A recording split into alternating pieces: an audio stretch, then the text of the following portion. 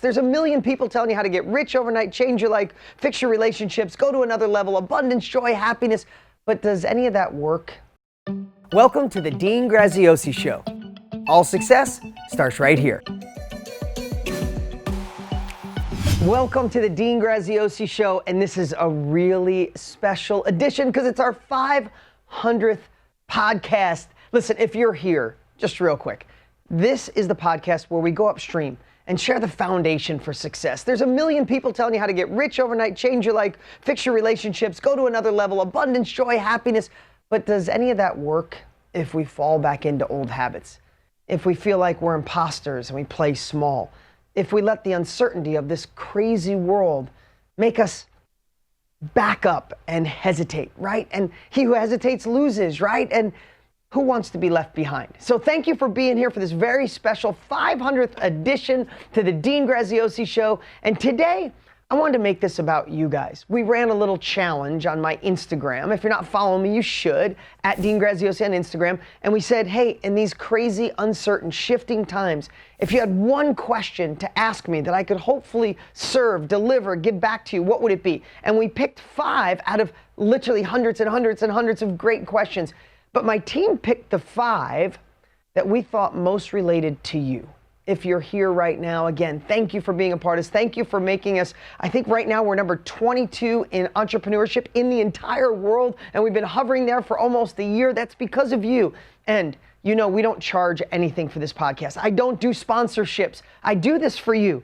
So if you like this episode, if you like any of the episodes, drop a comment and then also screenshot it. Tell a friend, post it on Instagram. Tell people to go to deanspodcast.com. Again, we don't even get sponsorship money. I don't charge for this. I do this because this is what the world needs. And I love sharing the things that we learn in this evolution. Again, if this is the first time you're here, I've been blessed to have and start over 13 companies. Had more success than I could have ever imagined possible, starting with nothing. And I've had my back against the wall. I've had great success, and then I've failed miserably. So no matter where you are in your life right now, I bet you I've been there. And I also know what it's like to want more and have envy when others seem to be figuring it out and you haven't. And that's why I love this podcast. It's not a magical money machine. There's no way to get rich overnight. What it is giving you the foundation that if you can anchor that into your soul, then you can become unstoppable and live the life you're meant to live. And that's why we're here. So let's get right to it. We had hundreds and hundreds of great questions, but my team picked 5. And the first one comes in from Justin. Justin's name is Hulk Gray on Instagram. And he says, from your experience, what is the number one thing above all that you must do in order to achieve the next level of happiness and abundance in your life? You know, that's that question. As I saw that question, there's a million answers come to me at once. But I have to say this for you, Justin, and for everyone, is in times of uncertainty, in times when we're kind of playing defense in life, trying to figure out where things are going, what other people are doing, we can tend to forget what a compelling future would look like for us, right? If you don't have a target, right? Fuzzy targets don't get hit, but most people don't have a target. We're just trying to avoid the potholes and pitfalls of life, right? You're trying to make it through another day. You're trying not to fall backwards. And what happens is, as we're trying not to fall backwards, what is that saying? If we're not climbing, we're sliding. We're slowly drifting back, or we're staying flat, and life seems to be passing you by, right, Justin? It's like, I want more. It's like the train going down the tracks, and you see it and you go to grab it, and then all of a sudden you see it go over the hill, right? And what happens in those cases is, I believe, we forget what it's like to set that intention, set that compelling future. So what I'd love to share with you is, what does success look like for you? Justin, everybody listening, what does success look like for you? And remember, something that you thought was going to be the ultimate, the success of all success maybe a year ago or a decade ago might be completely different than what it is right now. I have to tell you, I have to share this a little bit. In my own life, success in my 20s, remember, you might not know this, but I didn't come from money. My parents were married 9 times when I was a kid. I moved 9 times by the time I was 18 years old. I did live in a trailer park with my mom. I did live in a bathroom with my dad for almost a year when we didn't have enough. When he couldn't heat the whole house, we had enough to plug in a little space heater in the bathroom. Like, I've been through that, right? So I have to tell you, in my 20s, success meant to me that I could like be free, like have money. My father and mother were choked by money. They worked their tails off not to have much, right? So success meant to me that I had freedom to do what I want. And you know what that meant?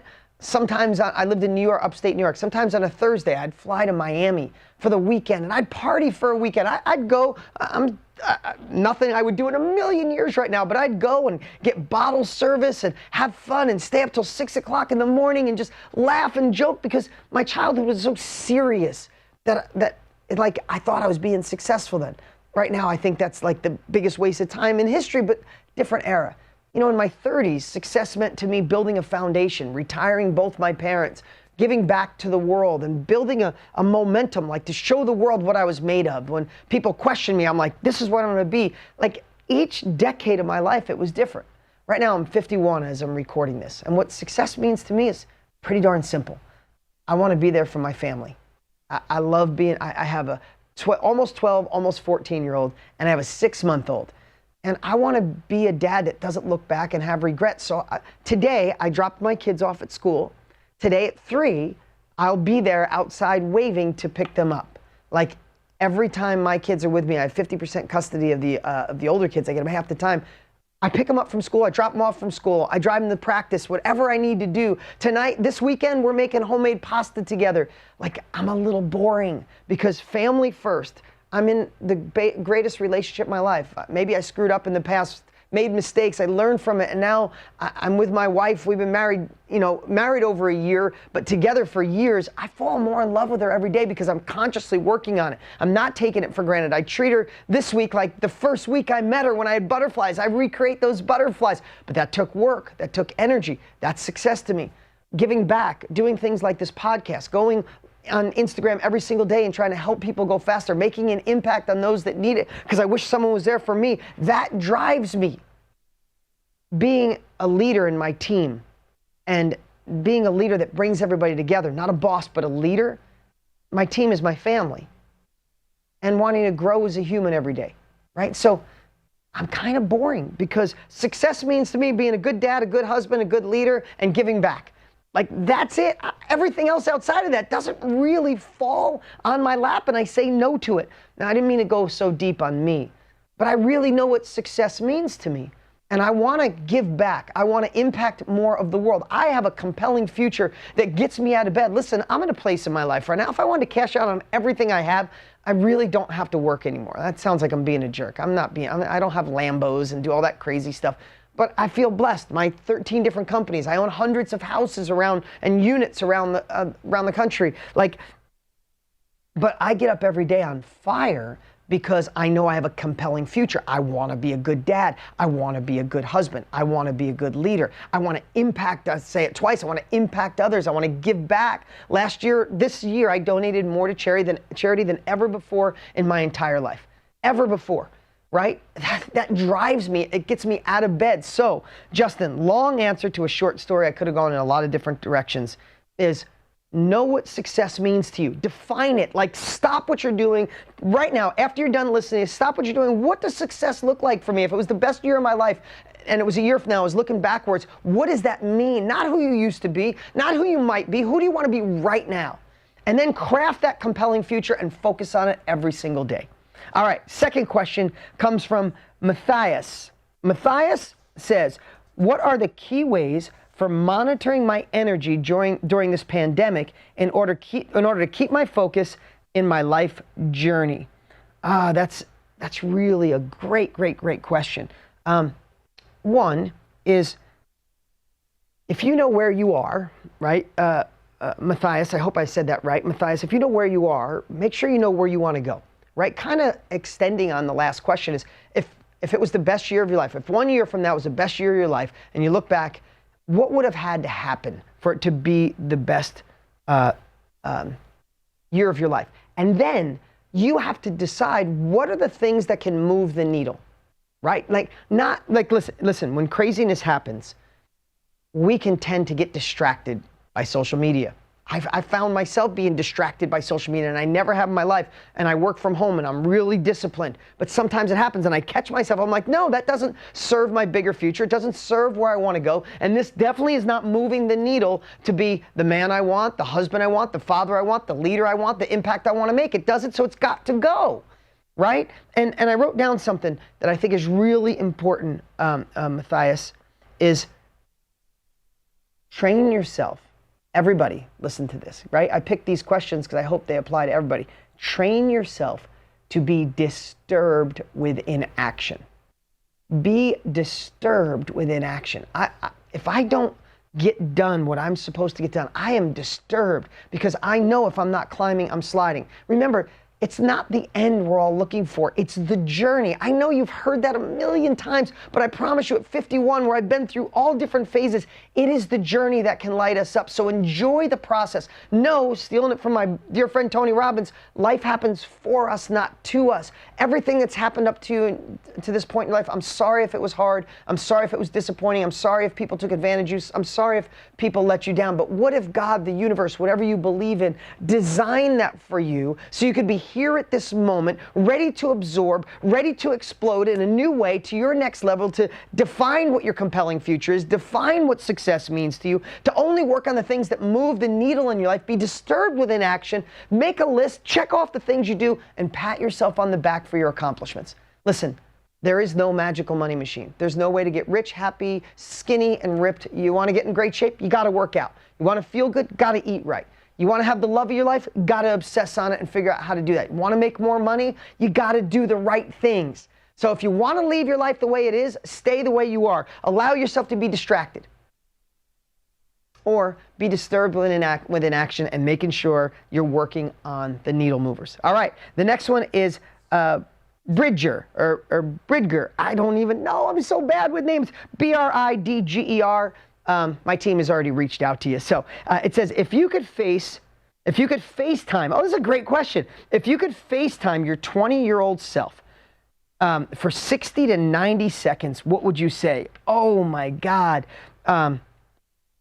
Okay, ready? I should have thought about this in advance. I didn't realize it said 60 to 90 seconds. I would probably say, watch your thoughts. They're not always yours, and in most cases, they lie to you.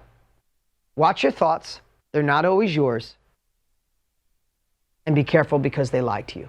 And what does that mean? We are not the product of our outside circumstances. We're not. Depending on what age you are, you already know this to be true. Your 20s, you might question me. 30s, you're on your way there. 40s, 50s, 60s, and above, you know what I'm talking about. We are not the product. We don't have emotion. Like, nothing is reality. The circumstances aren't the reality. Our emotions, our decisions, our thoughts about the circumstance are our reality. If we think that COVID has ruined our lives, if we think that nothing will be the same again, that's your reality. If you think life happens for me, this is going to make me stronger, I'm going to find a new way. As the universe shifts, so do businesses. I'm going to find the business that's growing, not the one that's sinking. I'm going to make my own destiny. I'm not going to believe the people around me. I have more to give the world. God gave me everything I needed. Together we can do this. Depending on what you think is what you get. Henry Ford said, if you think you can, you can. If you think you can't, you won't. Right? So that would be if I had 20-year-old self on FaceTime. When I was 20, there was no FaceTime, but if we're going backwards, that's what I would say is watch your thoughts. The second part is they're not always yours. You might have thoughts that were your parents. And though they love you dearly, if they're not living the life you want to live or they're living a different life, then their thoughts aren't aligning with yours. So if they're stuck in you, or a teacher's thoughts or a professor's thoughts or an ex's thoughts are lingering in there, they might be conflicting with where you want to go. You go and this old thought says, we can't do that. You're an imposter. You're broke. You didn't go to school. All these things, right? So watch your thoughts. Most of them, in a lot of cases, aren't yours. And they lie to you. I don't think you're good enough. I think you're an imposter. We don't have the money. It takes money to make money. This country's set up for rich people only. Like, all of those things are BS. Call the BS out. Google it. Find somebody just like you who's done amazing things and realize it's not true. Okay, Danielle said, Dean, you have so many businesses and passion projects while you're engaged in your family. So many people who have one job or one business struggle. My question is, how do you find a work-life balance, and do you ensure your employees get the same? What a great question, Danielle. I'm glad my team picked this because I saw that question come in a lot. And no, it's not easy, but it's worth it. And I'll tell you how I do it is, I said this at the beginning with Justin's question, but I'm going to reiterate it here, is I'm a little boring. From outside world, I'm a little boring. You would think, man, when you finally become successful, you're going to do all these things. And I get to do so many great things, Danielle, but I really do know what's important in my life. And I said it before, my family, my wife and my children, growing as a human, my team, my health is really important, right? And making an impact on others. Now, everything outside of that, I really do say no. Because at the end of the day, remember, Danielle, we all have 24 hours in a day. But I am always obsessing on what I could say no to. Always. And there's some things I would guarantee if you're listening right now or watching right now, there are some things that you do out of a hypnotic rhythm of life. It's something your parents did. It's something your ex did. It's something the person you're married to or with in a relationship, your partner, does. It's a friend that used to be fun in your life, but now they're kind of a drain, but you still do it. There are things like a hypnotic rhythm, like I said, that you do on a regular basis that don't serve you. They don't serve God. They don't serve your family. They don't serve a person that's in better shape, healthier, have better thoughts. And I've just gotten really good, Danielle, over time, and it took a long time to get here. I say no to mostly everything. I get invited to do the coolest things, and I feel really fortunate. And I thought when I got to this space in my life where I could do anything I want when I want to do it, that I'd be doing different things, but I know what's important to me. So everything else, most everything else gets a no. So what I would say, how do you balance it, is I would, and I'll tell everybody this, if you know anything about me, if you heard me before, you know I say this a lot. I would audit your time this week. Like, your life is worth it. Your next level is worth it. Your happiness is worth it. Your family is worth it. Your income is worth it. That I would audit your entire week, like literally by the hour. I would get my journal, another journal, a piece of paper, and notes in your phone, and every hour write down the things that you've done. And at the end of the week, I would analyze it. Take 2 hours and go through and go, oh my God, I can't believe I still do that. Oh my God, I took a 1-hour phone call and all it was is negative. When I got done, I felt like my battery was drained. Why do I take those calls? Or, oh my God, I went to check my Instagram account and I was online for 2.5 hours. Check your phone and see how much searching you're doing, right? Check the people that you're hanging around with. Check the activities, check the Netflix, right? All of a sudden, you're gonna find, I promise you, I've done this, you're gonna find 3 to 10 or 12 hours a week that you're like, that doesn't serve me. That doesn't serve my family. That doesn't serve my happiness, my health, my income, God, the universe, and it's just got to go. So I have to tell you, Danielle, sometimes I mess it up. Sometimes I'll go 2 months and I realize I got sucked into work big time because I'm working on a project or launching something, or Tony and I are doing something. And I'm like, whoa, whoa, whoa. I just went through this in the last couple of weeks. Whoa, whoa, whoa, my family's sacrificing a little. Got to say no. And I just start analyzing what's got to go, because I know what's important to me. I kind of started this off, my family, the impact I make, me as a human, my kids, my wife, my team. If they're getting neglected, my bigger future. If it's getting neglected, time to say no. And guys, again, if you're liking this podcast, again, doing this for you guys, make sure you share it with a friend. Let's make this the most listened to, most downloaded podcast I've ever done, if you like it. If you don't like it, then you go, but I'm hoping if you're here that you're getting something out of it. Remember, take what serves you and throw the rest away. Take what serves you and throw the rest away. We don't do sponsors. I just want to deliver value to you, usually in under a half hour every single week, 3 times a week. This is episode 500. So share with a friend, take a screenshot, or tell them to go to Dean's podcast. Okay, the last question from Cinda. Cinda said, can someone who is entering their senior years, or perhaps already a senior and retired with very little income, compete in the knowledge broker industry filled with 20 and 30-year-olds and make the most of a startup business at this stage of life? When there are not years and years left to enjoy the process and make the mistakes. Okay, Cinda, I see why my team picked that. What a great question. Now, the knowledge industry is basically the industry I'm in. Tony Robbins is one of the fastest growing industries in the world. That really just means, for those of you, it's sharing what you know, sharing your experience, sharing a skill, a hobby, a passion, or a mess that you went through and now you can help people avoid that mess. So, and whether that's a workshop, a course, a training, a book, that's the knowledge industry. And Cinda is asking about that. And here's what I want to say. Hell no.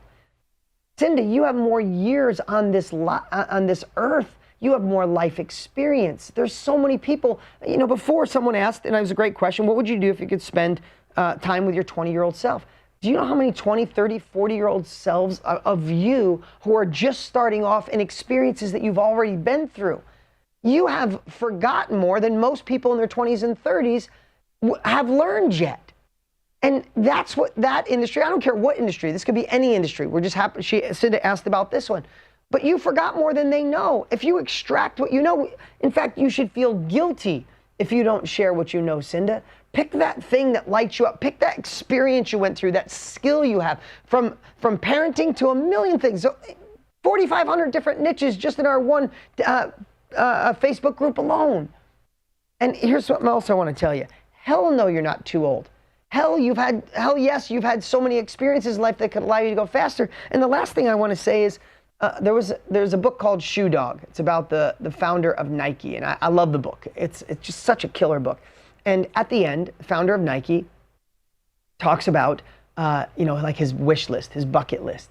And he said, I know this sounds cliche, but I wanted to get to 100,000 a year when he was in his garage, and then 1 million, then 10 million, 100 million, 1 billion. Like he builds, like he had millions of ups and downs and falls, and the bank took their money, and the credit card company shut him down, and the government said no more imports. So many times they should have went out of business. And he thought they were the stressful moments. He's like, while I was in it, we're figuring out how to get new shipping and find the money and borrow money and having creditors in different sides of the building so they wouldn't see each other and realize he owed everybody money. He goes, I thought they were the tough times. He goes, but now you asked me my wish list. He goes, my wish list, my bucket list is if I wish I could go back there because that was the fun times. That's when I was alive. That's when I was trying to figure things out that were broken. That's when we came together and we solved big problems. He's like, now I have the billions. I'm giving it all away to charity. And things are kind of smooth, and I miss those days. So there is no destination, Cinda. The journey is really it. And I know everybody's been telling us that since we were little, but you're probably old enough to realize that what I'm saying is the truth. The journey is all of it. Life gave you a path, God, the universe, whatever you believe in, and you could take those capabilities and go, I probably missed it, and regret it. I'll tell you right now, you'll regret it. Jump back in, get enthused, know that the journey, do you have time? Yes, because the fun is the ride. The fun is not the destination. So get in there and know that you have an unfair advantage. Those kids might know Facebook better, but that's teachable. But they don't know life better. They don't know issues better. And so many of them need you. Guys, in a crazy time like this, I want to end with this. When uncertainty happens, like the pandemic, like the crazy election, this is happening right before the election here in the United States, with racial tensions, like this 2020, heading towards the end of the year, this has been a crazy year. And when things like that happen, our subconscious really wants us to play small, to protect ourselves. And what we do is we play not to lose. I want you to write this down for me. If you take nothing else from this podcast, take this.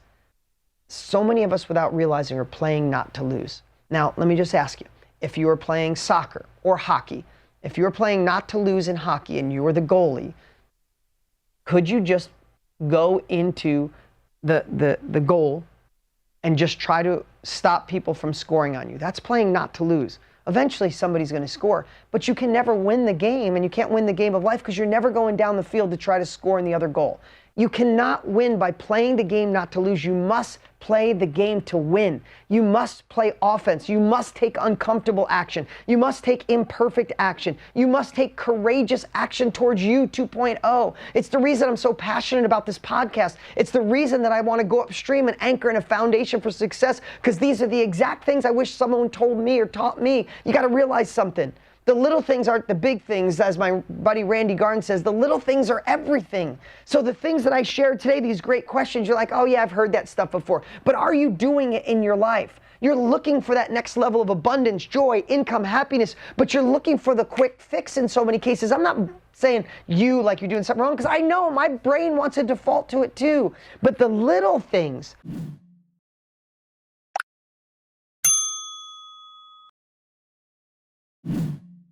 like I shared today, are actually the things that'll anchor in the foundation so you can make 2021 the year of your life. Isn't it time? Isn't it your time? Play to win. Watch out that you're not playing not to lose, and get out there and play offense. Take that uncomfortable action. Gain capabilities. Listen to this podcast, my last podcast. Do what it takes to grow, to gain the unfair advantage, and then do what most people don't. Move forward, implement, integrate, and make it real. I'm Dean Graziosi. Thank you for joining here on our 500th podcast. And again, let's make this the biggest one ever. There's no sponsor. There's no nothing other than, please share this, screenshot it, tell a friend, and let's blow this up and help people gain the capabilities to go to the next level. What's up? What's up? Hey, before you go, you need to watch these next few videos. They're absolute game changers. Hurry up and click right over here and watch them, and I'll see you there.